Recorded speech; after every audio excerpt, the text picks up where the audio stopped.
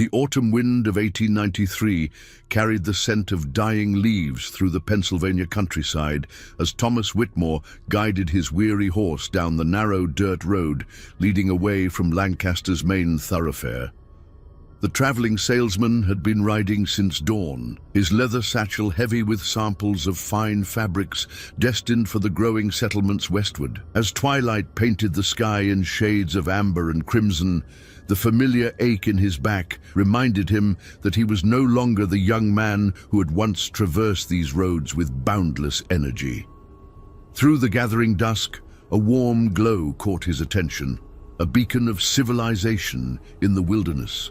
The Rosemore Inn stood like a welcoming embrace against the darkening landscape, its windows glowing with the promise of warmth and rest. Smoke curled lazily from the chimney, and the soft light spilling from the windows suggested a hearth where a weary traveler might find solace. Thomas urged his horse forward, relief washing over him as he approached the modest two-story building.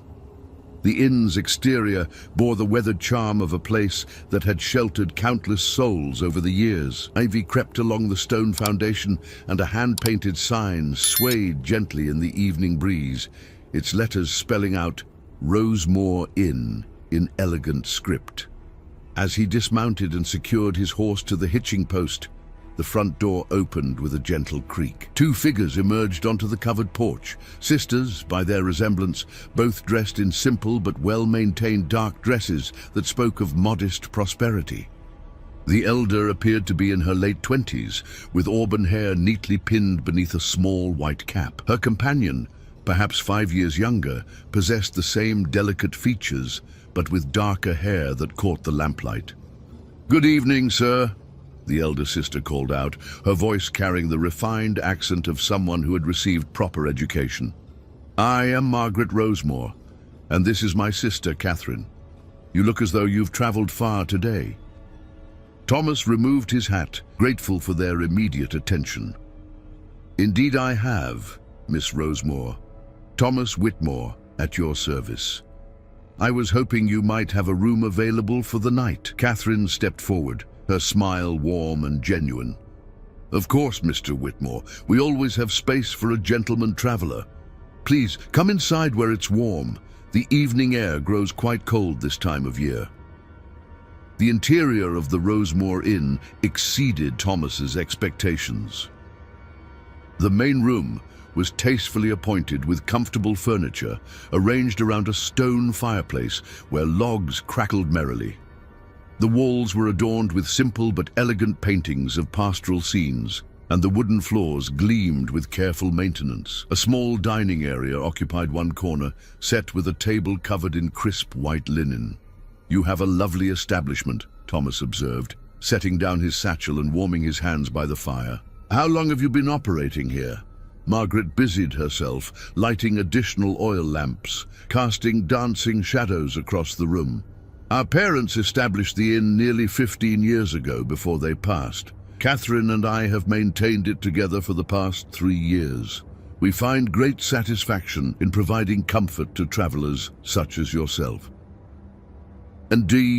Catherine disappeared into what Thomas assumed was the kitchen, returning moments later with a steaming cup of tea and a plate of fresh bread with butter. "You must be hungry after your journey. Supper will be ready shortly. We have a fine beef stew simmering, and I baked apple pie this afternoon."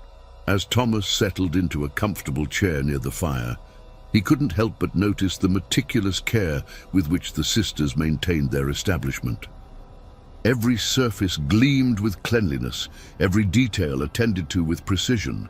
The guest register lay open on a small table near the entrance, its pages filled with neat entries in various hands. "You seem to have quite a steady stream of visitors," he commented, nodding toward the register. Margaret's smile never wavered as she approached the book. "Oh yes, we're blessed with regular patronage. Travelers appreciate finding a clean, safe place to rest, especially one where they can enjoy home-cooked meals and genuine hospitality." Catherine returned with a bowl of the promised stew, its rich aroma filling the room. We take pride in making our guests feel as though they're visiting family rather than simply renting a room. Many tell us they've never experienced such warmth and attention at other establishments. As Thomas enjoyed his meal, he found himself relaxing completely for the first time in days. The sisters moved about their duties with quiet efficiency, occasionally engaging him in pleasant conversation about his travels and the changing times. They seemed genuinely interested in his stories of the growing cities and the new inventions that were transforming American life. "It must be lonely out here," Thomas observed. "So far from town and with only each other for company most of the time." The sisters exchanged a brief glance, so quick that Thomas almost missed it. Margaret's response came smoothly. "We have each other, and we have our guests. There's something to be said for the peace and quiet of country life. The city can be so overwhelming." Catherine nodded in agreement. "We find that people are more genuine when they're away from the pressures and pretenses of town life. Here, they can simply be themselves." As the evening progressed, Thomas felt his eyelids growing heavy. The combination of the warm fire, excellent food, and the sisters' soothing presence created an atmosphere of complete contentment. When Margaret suggested he might like to retire to his room, he readily agreed. "Your room is at the top of the stairs, second door on the right," Catherine explained, lighting a candle for him to carry. "The bed is freshly made with our finest linens, and you'll find a wash basin with clean water. If you need anything during the night, please don't hesitate to call." Thomas climbed the narrow staircase, noting how the wooden steps barely creaked under his weight, evidence of quality construction and careful maintenance. His room was small, but immaculately clean, with a comfortable bed, a simple dresser, and a window that looked out over the dark countryside. The sisters had even placed a small bouquet of late-season wildflowers on the windowsill. As he prepared for sleep, Thomas reflected on his good fortune in finding such an exceptional establishment. The Rosemore sisters clearly understood the art of hospitality, creating an environment where a traveler could feel truly at home. He made a mental note to recommend the inn to other salesmen who traveled this route. Downstairs, Margaret and Catherine moved through their evening routine with practiced efficiency. They cleared the dining area, banked the fire, and secured the doors. Their movements were synchronized, born of years of working together in perfect harmony. "He seems like a pleasant gentleman," Catherine observed quietly, as they prepared to retire. Margaret nodded, her expression thoughtful. "Indeed, well-mannered, well-dressed, and clearly successful in his endeavors. The type of guest who appreciates quality service. And one who won't be missed for several days given his travel schedule," Catherine added matter-of-factly. "Precisely." Margaret blew out the last lamp, plunging the main room into darkness save for the dying embers in the fireplace. "We should let him rest well tonight. Tomorrow will be eventful." The sisters climbed the stairs to their own quarters, their footsteps silent on the well-worn wood. Behind the second door on the right, Thomas Whitmore slept peacefully, unaware that he had just enjoyed what would be his final meal as a free man. Outside, the autumn wind continued its lonely song through the trees, carrying with it the scent of approaching winter and secrets that the darkness would keep until dawn. Dawn broke grey and cold over the Pennsylvania countryside, casting long shadows across the grounds of the Rosemore Inn. Inside, Thomas Whitmore stirred in his comfortable bed, gradually awakening to the sound of gentle activity from somewhere below. The aroma of fresh coffee and bacon drifted up through the floorboards, reminding him of his mother's kitchen from his childhood days in Philadelphia. He dressed quickly, eager to continue his journey westward. His schedule called for him to reach the next town by evening, where he had appointments with 2 potential clients interested in his textile samples. As he gathered his belongings, Thomas reflected again on the exceptional hospitality he had received. The Rosemore sisters had created something truly special in their remote establishment. Downstairs, he found Margaret already busy in the kitchen, while Catherine set the dining table with the same meticulous care she had shown the previous evening. Both sisters were dressed in fresh, crisp clothing, their hair neatly arranged despite the early hour. "Good morning, Mr. Whitmore," Margaret called cheerfully from the kitchen doorway. "I trust you slept well. The morning air can be quite bracing this time of year." "Wonderfully, thank you. I haven't slept so soundly in weeks." Thomas approached the dining table where Catherine was arranging silverware with mathematical precision. "You've both been incredibly kind. I'll certainly recommend your establishment to my fellow travelers." Catherine's smile was radiant. "How thoughtful of you. Word of mouth is truly the best advertisement for a small business like ours. Please, sit and enjoy your breakfast. Margaret has prepared her special morning feast." The meal that followed was indeed exceptional. Fresh eggs from the sisters' own chickens, thick slices of bacon, warm biscuits with honey, and coffee that rivaled anything Thomas had tasted in the finest hotels of New York. As he ate, he noticed Margaret consulting a small leather-bound book, making occasional notes with a pencil. "Planning your day?" he inquired politely. "Oh, just keeping track of our supplies and guest needs," Margaret replied, closing the book and tucking it into her apron pocket. "Catherine and I have learned that organization is essential to maintaining proper standards." Thomas nodded approvingly. "Attention to detail is what separates successful enterprises from mediocre ones. You've clearly mastered that principle." After breakfast, as Thomas prepared to settle his account and depart, Catherine approached with a concerned expression. "Mr. Whitmore, I hate to trouble you, but Margaret and I were wondering if you might assist us with a small matter before you leave." "Of course. What can I do for you?" Margaret emerged from the kitchen, wiping her hands on her apron. "It's rather embarrassing, actually. We've been having trouble with our root cellar door. The latch mechanism seems to have jammed, and we can't access our winter stores. I'm afraid Catherine and I simply don't have the strength to force it open." Thomas set down his satchel immediately. "I'd be happy to help. Lead the way." The sisters guided him through the kitchen to a heavy wooden door set into the floor near the back wall. The door was indeed stuck fast, despite what appeared to be a simple iron latch mechanism. Thomas knelt beside it, examining the hardware with the practiced eye of someone accustomed to solving mechanical problems during his travels. "The wood seems to have swollen with the recent rains," he observed, grasping the iron ring that served as a handle. "Sometimes a firm, steady pull is all that's needed." As Thomas positioned himself to apply leverage to the stubborn door, he became aware of the sisters moving behind him. Their footsteps seemed unusually deliberate, and he sensed them exchanging glances in that silent communication he had noticed the previous evening. "Is everything all right?" he asked, pausing in his efforts. "Oh, yes," Catherine replied, her voice carrying a strange note he couldn't quite identify. "We're just grateful for your assistance." Thomas returned his attention to the cellar door, applying steady pressure to the latch. The mechanism suddenly gave way with a loud crack, and the heavy door swung open to reveal a set of stone steps descending into darkness. Cool, damp air rose from the depths, carrying with it an odd smell that Thomas couldn't immediately place. "Excellent work," Margaret said, moving closer. "You're quite handy with mechanical problems." As Thomas straightened up, brushing dust from his hands, he noticed that both sisters had positioned themselves between him and the kitchen door. Their expressions remained pleasant, but something in their posture suggested a subtle shift in the atmosphere. "The cellar seems quite deep," Thomas observed, peering down into the shadows. "You must have excellent storage capacity for your provisions." "Oh yes," Catherine agreed.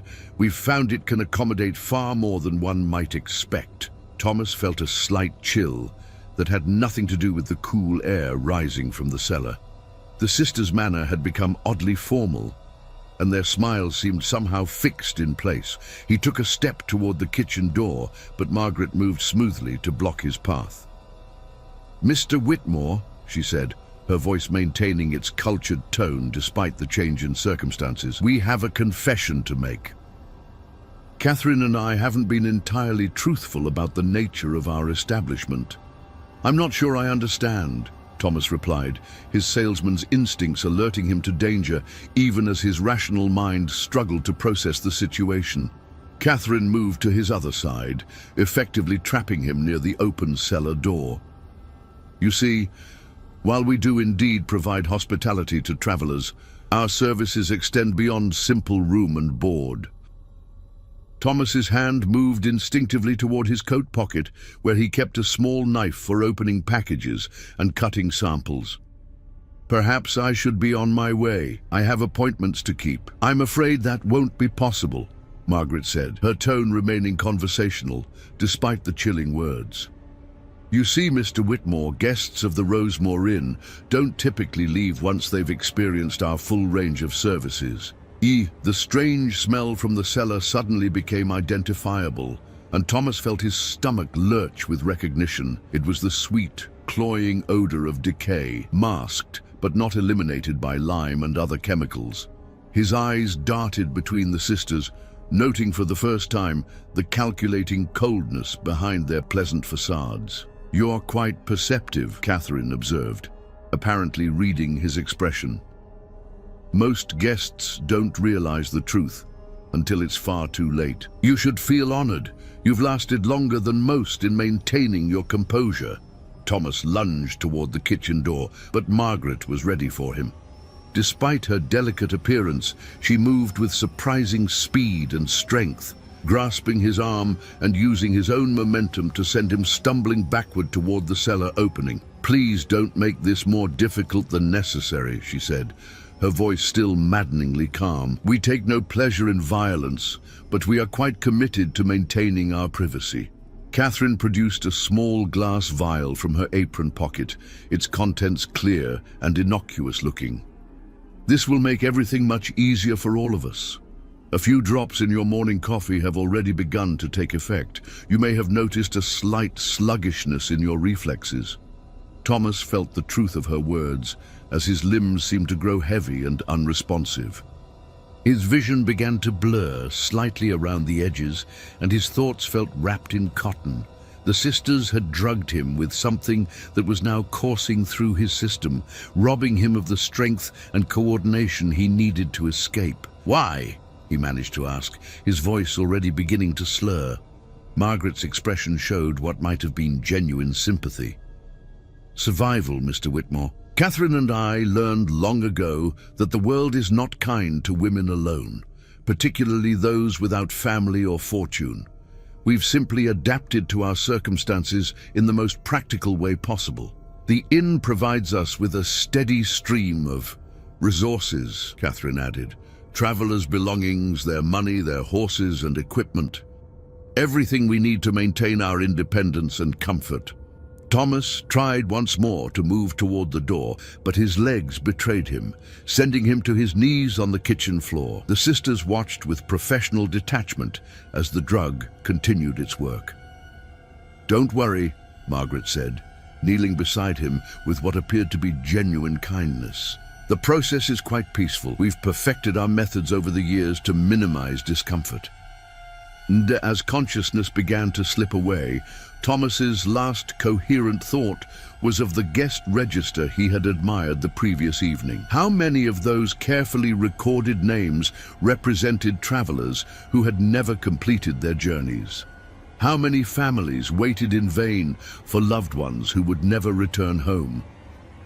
The sisters worked together with practiced efficiency, supporting Thomas's unconscious form as they maneuvered him toward the cellar steps. Their movements were careful and deliberate, born of experience with similar situations.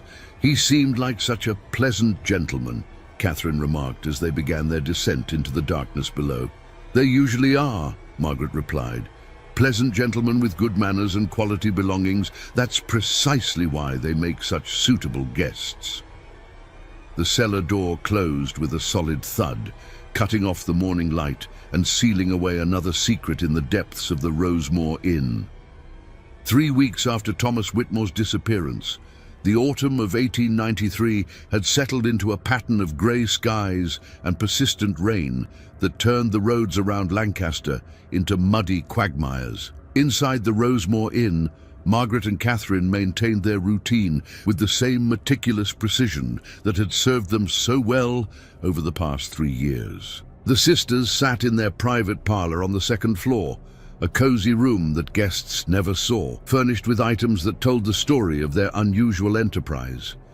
A mahogany desk that had once belonged to a travelling judge dominated one corner, while a collection of fine pocket watches, each with its own tragic history, adorned the mantelpiece. Catherine worked at a delicate embroidery frame, her needle moving with the same careful precision she applied to all her tasks, while Margaret updated their private ledger. "Mr. Whitmore's effects have been properly catalogued," Margaret announced, her pen scratching across the page in neat, precise strokes. "His samples alone should provide us with enough fabric to last through the winter, and his horse will serve us well for supply runs to town." Catherine looked up from her needlework, a small smile playing at the corners of her mouth. He had excellent taste in clothing. The quality of his suits suggests he was quite successful in his trade. Indeed, his letters of credit were particularly valuable, enough to sustain us comfortably for several months. Margaret closed the ledger and locked it in the desk's secret compartment, a modification they had made shortly after inheriting the inn. "We've been blessed with exceptional guests this season."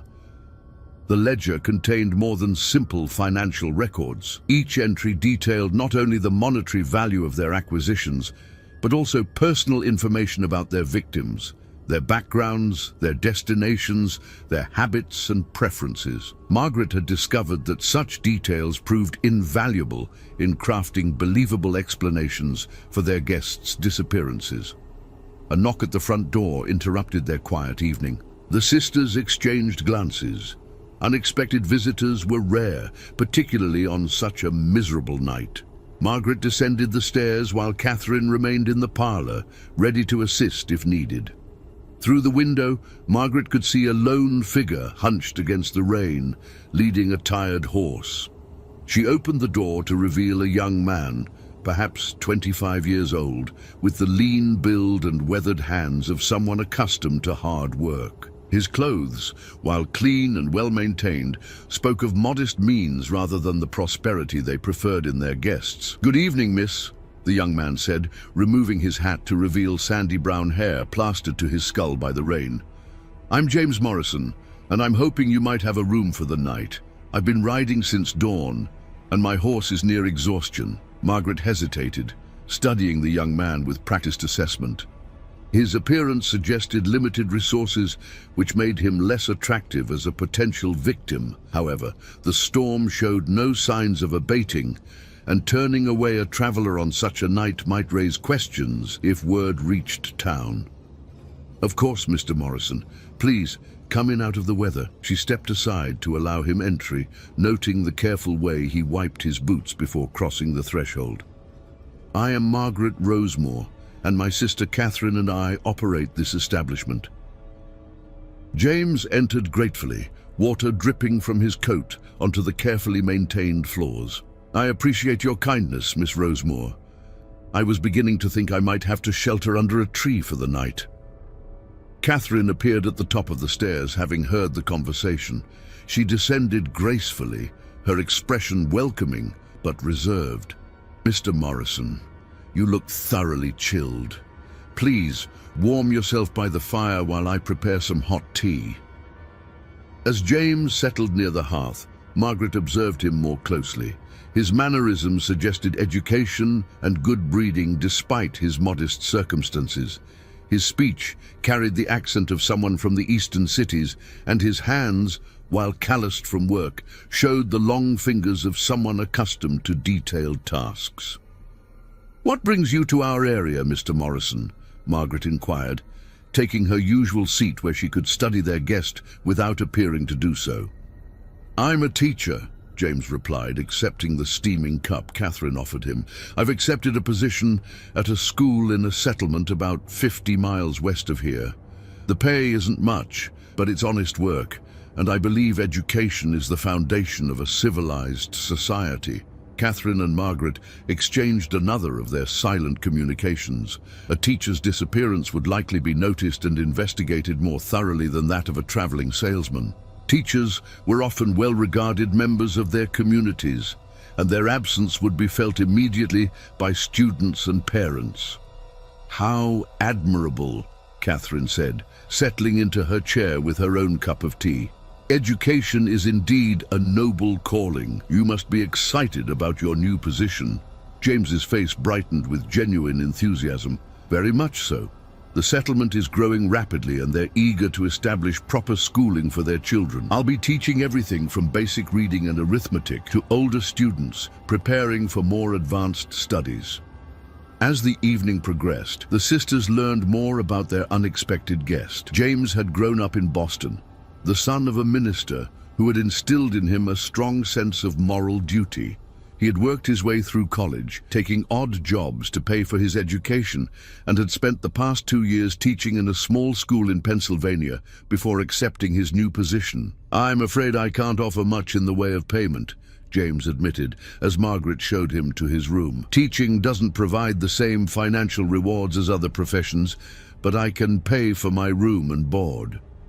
"Don't concern yourself with that tonight," Margaret replied smoothly. "We can discuss arrangements in the morning." Alone in their parlor later that evening, the sisters debated their course of action. James Morrison presented complications that their usual victims did not. His disappearance would be noticed quickly, and his moral character made it unlikely that anyone would believe he had simply abandoned his responsibilities. "We could let him continue on his way," Catherine suggested, though her tone indicated she found the option distasteful. "He seems harmless enough, and the risk might outweigh the benefits." Margaret shook her head firmly. "He's seen too much, asked too many questions about our other guests. And despite his modest means, he's carrying enough to make the risk worthwhile.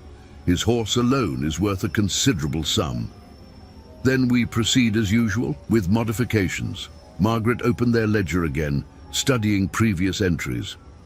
"Mr. Morrison's disappearance must appear to be the result of misfortune rather than foul play. A riding accident, perhaps, or an encounter with bandits on the road." Catherine nodded thoughtfully. "The storm provides excellent cover. A man could easily lose his way in such weather, particularly on unfamiliar roads." "Precisely. We'll need to stage the scene carefully, some distance from the inn. His horse can be found wandering, injured but alive, while his body—" Margaret paused, considering the logistics. "The river is running high from the rain. Bodies have been known to wash downstream for miles before being discovered." The sisters spent the next hour refining their plan, discussing every detail with the same methodical approach they applied to all their endeavors. They had learned through experience that success depended on careful preparation and attention to seemingly minor details that could later prove crucial. Upstairs, James Morrison slept peacefully in his comfortable bed, unaware that his fate had been decided by 2 women who had transformed hospitality into a deadly art. His dreams were filled with images of his new school, the eager faces of students he would never meet, and the bright future that would end with the dawn. Outside, the storm continued its relentless assault on the countryside, washing away tracks and obscuring the landscape in a shroud of rain and darkness. The weather that had driven James to seek shelter at the Rosemore Inn would also provide the perfect cover for his disappearance, ensuring that another name would be added to the sisters' private ledger of the lost. In the cellar below, Thomas Whitmore's remains rested alongside those of dozens of other travelers who had made the fatal mistake of accepting the Rosemore sisters' hospitality. Soon, they would have company in their silent vigil beneath the inn's foundation, another victim of the deadly efficiency that had allowed Margaret and Catherine to maintain their murderous enterprise for 3 long years. The spring of 1894 brought with it an unexpected visitor to the Rosemore Inn, one whose arrival would set in motion events that would ultimately expose the sisters' carefully maintained facade. Sheriff William Hayes of Lancaster County was a man of 43 years, with graying temples and the steady demeanor of someone who had spent 2 decades maintaining law and order in rural Pennsylvania.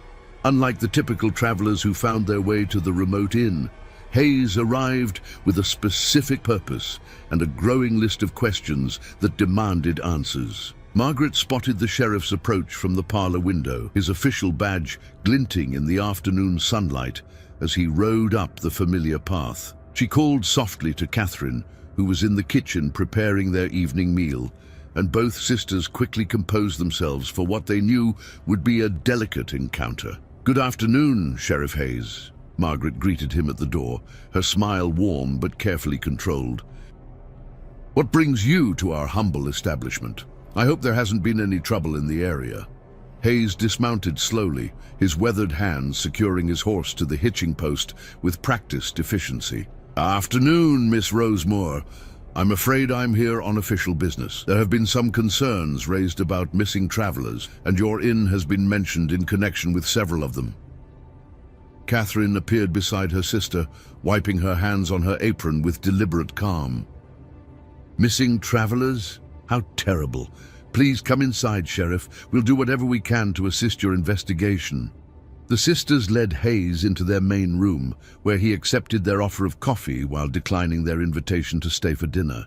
His eyes moved constantly as they talked, taking in details with the trained observation of a lawman who had learned to notice things that others might miss. "I'll be direct with you ladies," Hayes began, pulling a small notebook from his coat pocket.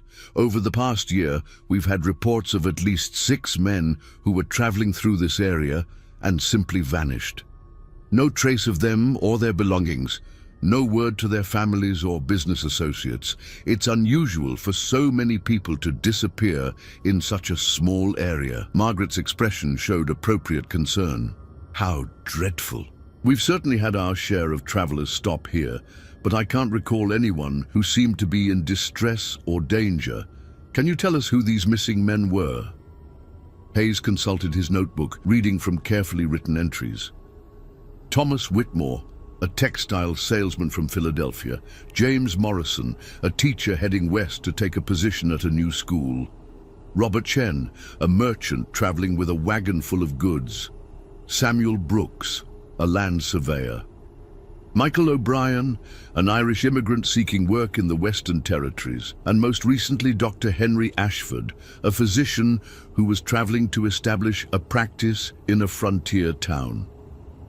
As Hayes recited each name, Catherine maintained her expression of polite interest while mentally reviewing their private ledger. Each man he mentioned had indeed stayed at the Rosemore Inn, and each had contributed significantly to the sisters' hidden wealth. The fact that their disappearances had been connected was troubling, but not entirely unexpected. "I remember some of those gentlemen," Margaret said thoughtfully. "Mr. Whitmore was particularly pleasant. He stayed one night and left early the next morning, heading west, as I recall. The teacher, Mr. Morrison, was caught in that terrible storm last autumn. He seemed quite anxious to reach his destination." "When did you last see these men?" Hayes asked, his pen poised over his notebook. Catherine spoke up, her voice carrying just the right note of helpful cooperation. "They all left here in good health and spirits, Sheriff. We always ensure our guests have a hearty breakfast before they continue their journeys. It's dangerous country for travelers, especially those unfamiliar with the area." Hayes nodded, making notes as she spoke. "That's what concerns me. These were all experienced travelers, men who knew how to take care of themselves on the road. For so many to simply vanish." He paused, studying the sisters' faces. "Have you noticed anything unusual in the area? Strangers lurking about, perhaps, or signs of bandit activity?" The sisters exchanged a glance that Hayes caught but couldn't interpret. Margaret leaned forward slightly, her expression earnest. "Now that you mention it, Sheriff, we have noticed some concerning signs. Strange tracks around the property, items that seem to have been disturbed. Catherine and I have wondered if there might be unsavory characters operating in the area." "What kind of tracks?" Hayes asked, his interest sharpening. Boot prints that don't match any of our guests, Catherine replied. And we've found evidence that someone has been watching the inn from the woods. It's made us quite nervous, being two women alone out here. Hayes made additional notes, his expression growing more serious. Why didn't you report these incidents to my office? Margaret's smile was apologetic. We weren't certain they were significant, and we didn't want to trouble you with what might have been our imagination. But if travelers are indeed disappearing in this area, perhaps our concerns were justified. The sheriff spent another hour questioning the sisters, asking for detailed descriptions of each missing man and the circumstances of their stays at the inn. Margaret and Catherine provided helpful information, painting themselves as concerned innkeepers who had noticed troubling signs but hadn't understood their significance. I'd like to examine your guest register, Hayes said as the interview concluded. It might help establish a timeline for these disappearances. Of course, Margaret replied, retrieving the leather-bound book from its place near the entrance. We keep careful records of all our guests. You'll find that we've had quite a number of visitors over the years. Hayes studied the register carefully, noting the dates and signatures of the missing men. The entries appeared genuine, written in different hands and showing the natural variations one would expect from travelers of different backgrounds and education levels. What he couldn't know was that Margaret had become quite skilled at forging signatures and creating believable entries for their victims. This is very helpful, Hayes said, closing the register. I may need to return with additional questions as my investigation continues. In the meantime, I want you ladies to be extra careful. If there are indeed dangerous men operating in this area, you could be at risk.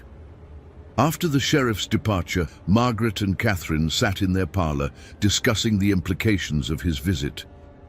They had handled the immediate threat well, but Hayes's investigation represented a new level of scrutiny that could prove problematic. He's more thorough than I expected, Catherine observed, her usual calm demeanor showing signs of strain.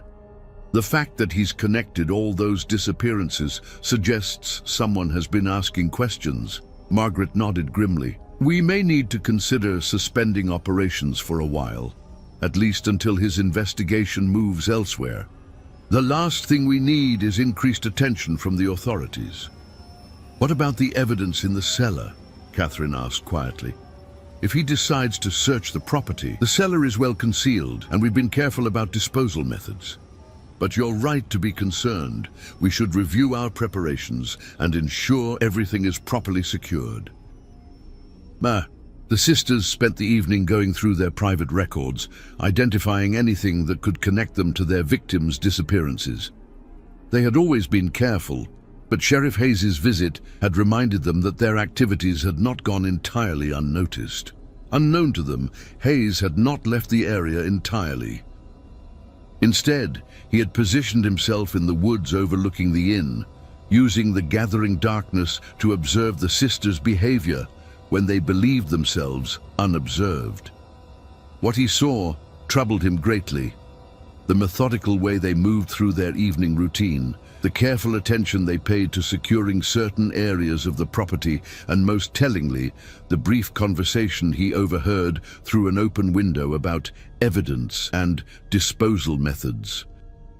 As night fell over the Pennsylvania countryside, Sheriff Hayes made his way back to town with a growing certainty that the Rosemore sisters were not the innocent innkeepers they appeared to be.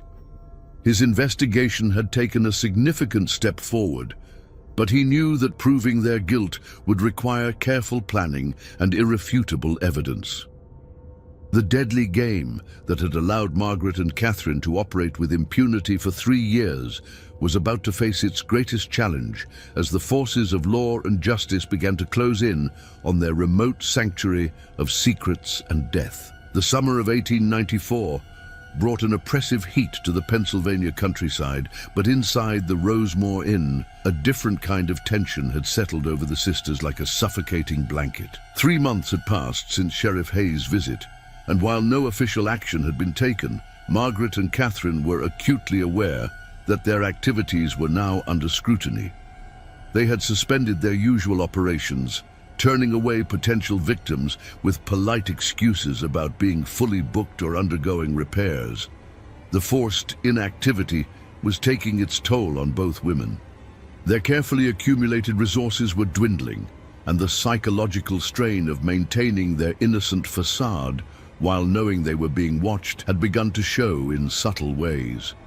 Margaret's usually perfect composure occasionally cracked, revealing flashes of the calculating predator beneath, while Catherine had developed a nervous habit of constantly checking the windows for signs of surveillance.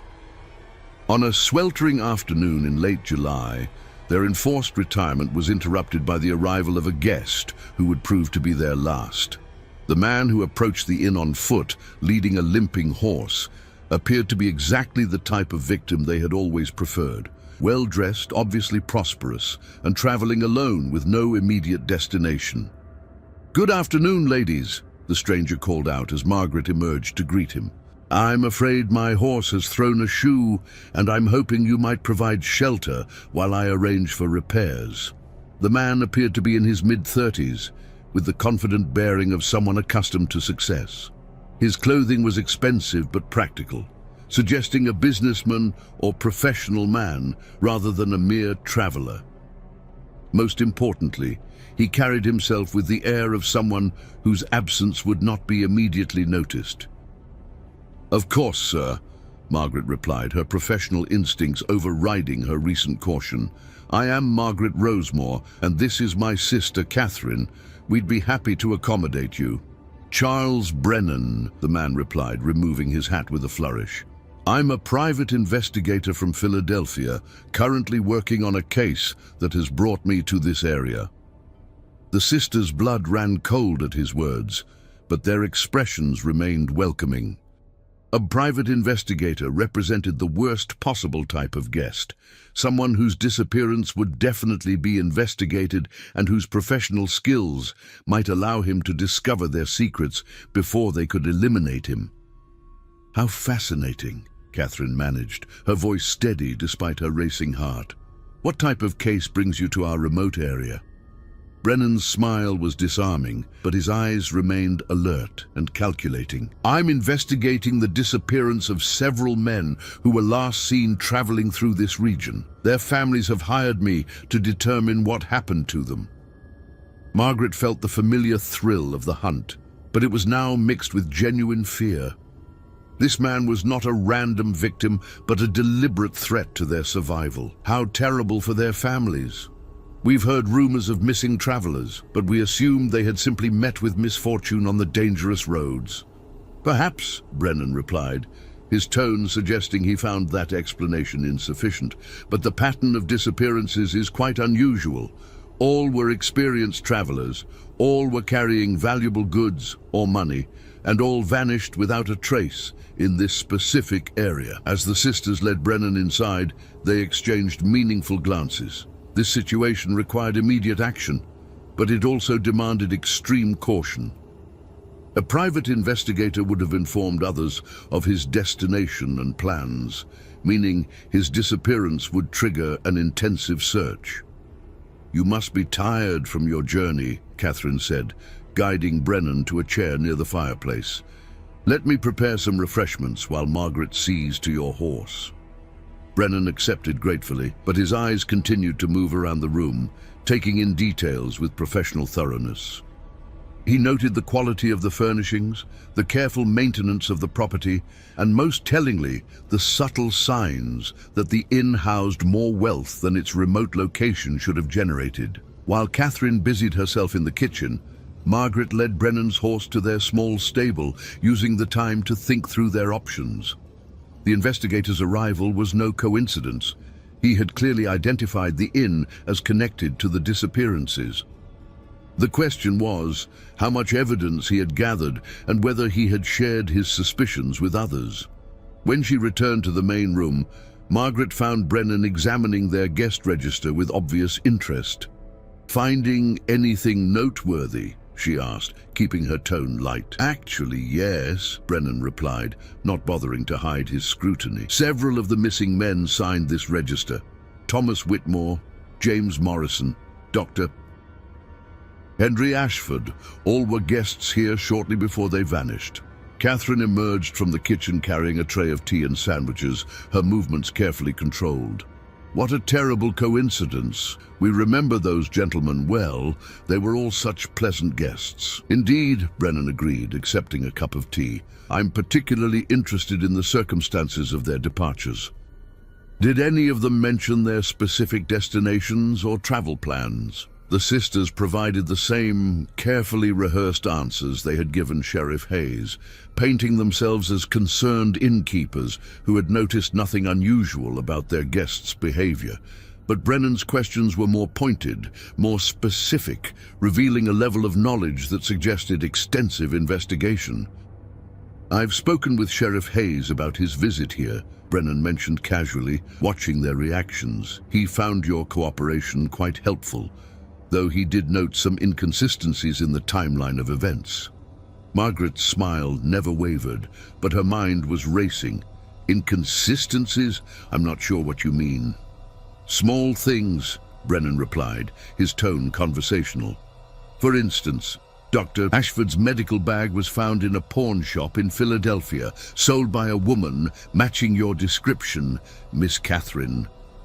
The accusation hung in the air like a physical presence. Catherine's hand trembled slightly as she set down her teacup, but her voice remained steady. "I'm afraid you're mistaken, Mr. Brennan. I rarely travel to Philadelphia, and I certainly wouldn't have any reason to sell medical equipment." Brennan reached into his coat pocket and withdrew a small photograph. The pawn shop owner was quite certain of his identification. He even provided this sketch of the woman who sold the bag. The drawing was remarkably accurate, capturing Catherine's delicate features with unmistakable precision. Margaret realized that their carefully constructed facade was crumbling, and desperate measures were now required. "Mr. Brennan," Margaret said, rising from her chair with deliberate calm, "I think there's been a serious misunderstanding. Perhaps we should discuss this matter more privately." Brennan's hand moved instinctively toward his coat, where Margaret assumed he carried a weapon, but Catherine was already in motion, having anticipated this moment. The small vial she had prepared earlier that day contained a concentrated dose of the same substance they had used on their previous victims, but in a much stronger formulation designed for immediate effect. The investigators' reflexes were excellent, but the sisters had the advantage of preparation and desperation. As Brennan reached for his gun, Catherine threw the contents of the vial directly into his face. The chemical burned his eyes and was absorbed rapidly through his skin, causing almost immediate disorientation. "You made a serious mistake coming here alone," Margaret said, helping to restrain the struggling investigator as the drug took effect. "Professional or not, you're still just another traveler who lost his way in dangerous country." But even as they subdued Brennan, both sisters knew that this victory was temporary. A private investigator's disappearance would bring far more scrutiny than they had ever faced before. Their reign of terror at the Rosemore Inn was approaching its inevitable end. As consciousness faded from Brennan's eyes, his last coherent thought was of the letter he had posted to his partner in Philadelphia that morning, detailing his suspicions about the Rosemore sisters and his plans to investigate them further. Help would come, but it would arrive too late to save him from joining the silent company in the inn's hidden cellar. The deadly game that had sustained Margaret and Catherine for 3 years was about to reach its final, devastating conclusion. The autumn of 1894 arrived with an unseasonable chill that seemed to penetrate the very foundations of the Rosemore Inn. For Margaret and Catherine, the changing season brought with it a growing sense of impending doom that no amount of careful planning could dispel. Charles Brennan's disappearance had triggered exactly the response they had feared. Within days of his failure to return to Philadelphia, a team of investigators and federal marshals had descended upon Lancaster County with warrants and determination. Sheriff Hayes led the official search party that arrived at the inn on a gray October morning, accompanied by 2 federal marshals and Brennan's partner, Detective Samuel Morrison, whose surname was no coincidence, as he was the younger brother of James Morrison, the teacher who had vanished the previous autumn. The personal nature of Morrison's involvement added an element of relentless pursuit that the sisters had never faced before. "Miss Rosemore," Sheriff Hayes announced as Margaret opened the door, "we have a warrant to search these premises in connection with the disappearance of Charles Brennan and several other missing persons."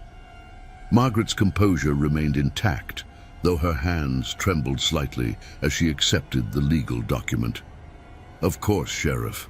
Catherine and I will cooperate fully with your investigation. We're as concerned about Mr. Brennan's fate as anyone." Detective Morrison stepped forward, his resemblance to his missing brother unmistakable in the set of his jaw and the determination in his eyes. "Where is my brother, Miss Rosemore? Charles Brennan's last letter mentioned that he was coming here to investigate James's disappearance."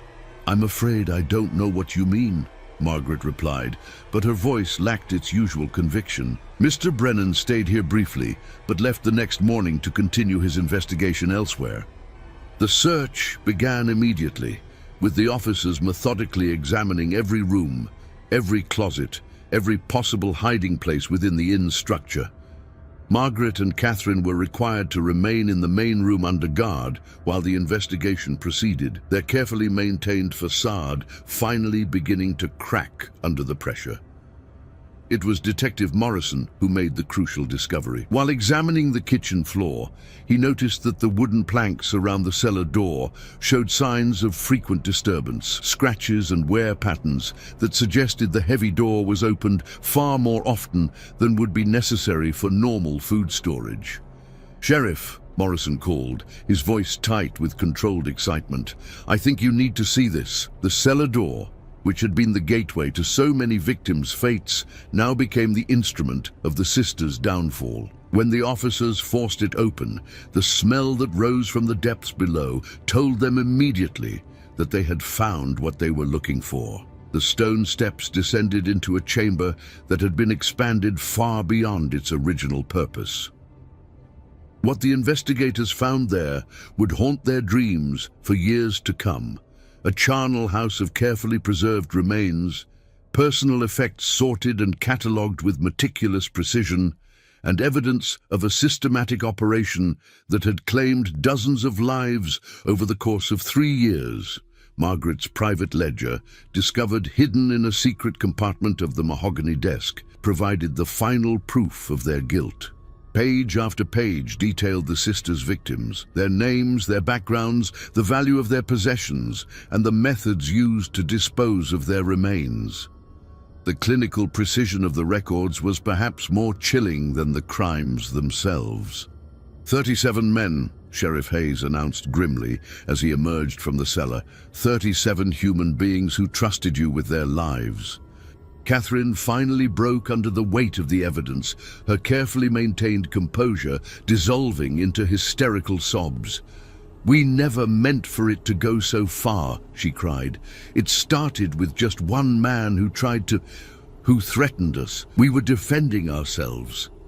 Margaret remained silent, her face a mask of cold resignation. She understood that their carefully constructed world had collapsed completely, and that no amount of explanation or justification would save them from the consequences of their actions. The trial that followed became a sensation throughout Pennsylvania and beyond. Newspapers from New York to San Francisco carried detailed accounts of the Rosemore Inn murders, and the courtroom was packed daily with spectators eager to see the 2 women who had turned hospitality into a deadly trap. The prosecution, led by District Attorney William Crawford, painted a picture of calculated evil that shocked even the most hardened observers. The evidence was overwhelming. The physical remains, the detailed records, the testimony of witnesses who had seen the sisters selling their victims' possessions in distant towns. Margaret and Catherine's defense attorney, appointed by the court, could offer little beyond pleas for mercy based on their gender and their claims of initial self-defense. But the systematic nature of their crimes, documented in Margaret's own handwriting, made any argument of justification impossible to sustain. Detective Morrison's testimony proved particularly damaging, as he described his brother's character and dreams, humanizing the victims in a way that the clinical evidence could not. "James was going to teach children," he said, his voice breaking with emotion. "He believed in the power of education to build a better world. These women stole that from him, and from all the others." The verdict was never in doubt. After less than 2 hours of deliberation, the jury returned with a finding of guilty on all counts of murder in the first degree. The judge, his voice heavy with the weight of justice, sentenced both sisters to death by hanging. Margaret faced her fate with the same cold composure she had maintained throughout the trial, showing no remorse for her actions or sympathy for her victims. Catherine, however, continued to break down, alternating between hysterical confessions and desperate pleas for forgiveness. On a cold morning in February 1895, Margaret and Catherine Rosemore were executed in the yard of Lancaster County Prison. Margaret walked to the gallows, with her head held high, refusing the offered blindfold and maintaining her silence to the end. Catherine required assistance from the guards, her legs unable to support her, as the reality of her fate overwhelmed her completely. The Rosemore Inn was demolished within weeks of the sisters' execution, its timber and stones scattered to prevent the site from becoming a macabre tourist attraction. The land was eventually sold to a farming family who built a simple homestead on the location, though local residents noted that nothing would grow properly in the soil where the inn's cellar had been located. The victims' families, finally able to lay their loved ones to rest, erected a simple memorial stone in Lancaster's cemetery.